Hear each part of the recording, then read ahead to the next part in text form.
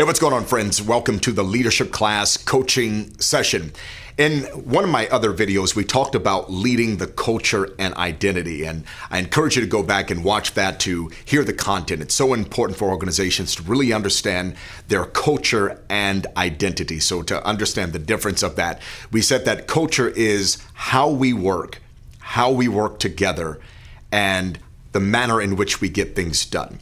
And we talked about identity being not just what I do when I'm with you, but what I do because I was with you. In other words, you want your team to understand how you lead and your leadership values, and not only lead in that manner and work in that manner when they're with you, but you want your team to lead in that manner because they were with you. In other words, when they go back to their teams and begin leading, that they are embedding those same core leadership values in their team. This is the best way to spread your culture and identity throughout your organization. Now, when I think about culture and identity, I think about this company called Disney, or more specifically, I think about Disneyland. Now, I live in Southern California, so Disneyland is about maybe a 30-mile drive for me. It probably takes 90 minutes to get there in the traffic that we have here in Southern California. Now, the reason I'm focusing on Disneyland is because when it comes to culture and identity, they build their entire theme park off of their culture and identity. You already know that the phrase that describes Disneyland is what? It's the most expensive place in the world.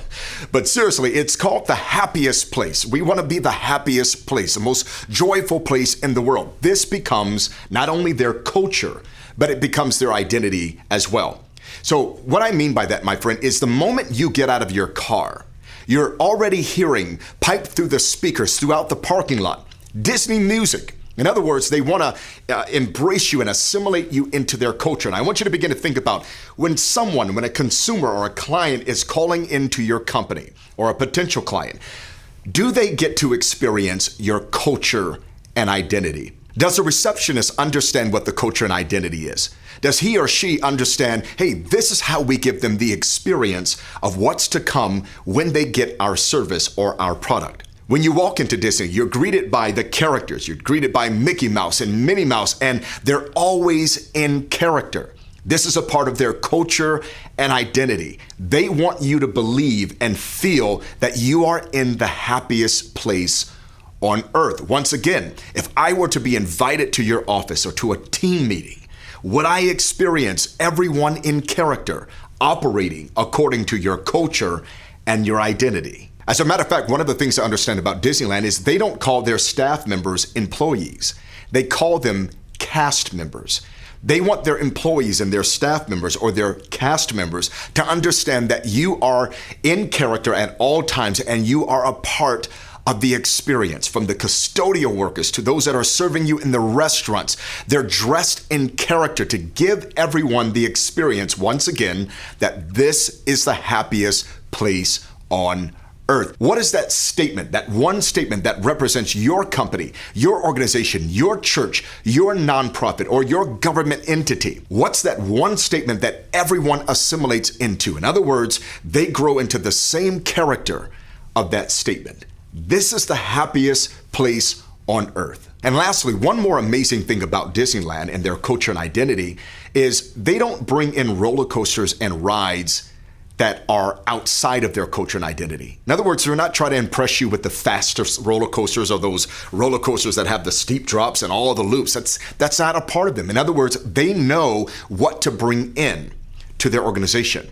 And again, I want to pause and ask you, do you know the types of products that you should be offering that are conducive or related to your culture and identity?